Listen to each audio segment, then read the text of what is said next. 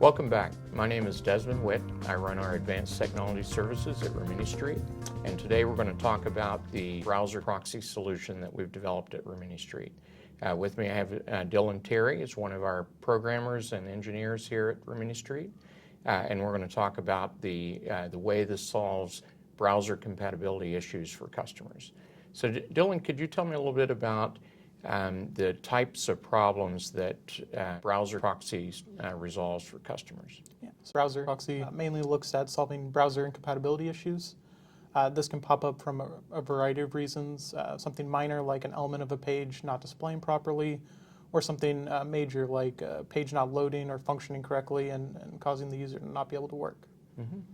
And give a couple of examples about what the users would see with these types of problems. How would they know that they have an issue like that?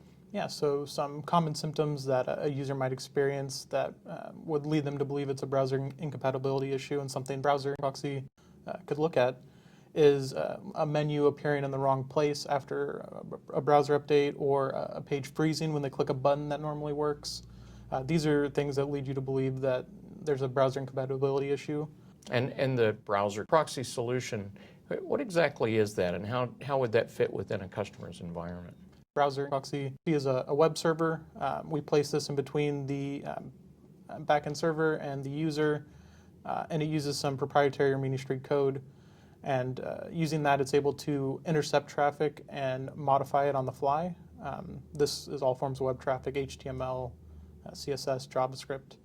And by doing that, we're able to kind of display a more compatible version of the web page for the end user, depending on what type of browser or what version they're using. Mm-hmm. And what's a couple of examples of customers that we've helped out with this, and what the nature of that solution was? Yeah, so one of the more recent examples we have, and one we think is going to be common, is a customer using a reporting center, in this case an SAP reporting center, would go to generate a report, and they would click a button that would allow them to filter dates for the report. And in this case, they updated to Chrome version 56, and due to that update, there were some JavaScript functions that were deprecated, and this report used those functions. And so when they would click the button, the web page would freeze, and they would no longer be able to use it. So we went and put Browser Proxy in place in between the user and the backend system. And by doing this, we were able to modify the JavaScript to use a function that works in Chrome. And so the user was able to use the reporting center as they normally would have been. And this would apply to external users as well as their internal users? Yes, because this is a server-side solution, we're able to kind of put it where their system will allow it to be either accessed internally or externally, or both. In this case, it was both. The reporting center was mostly meant for partners of the company, so it was all external users. Mm-hmm. And about what's the cost model for this? Does it cost them anything to get started with this, or? So right now we're looking at Browser Proxy as a subscription-based model. In terms of implementation fees, there's no initial cost for implementing it, but it will most likely be a subscription-based model. And what's the level of effort, or how hard is it to get installed?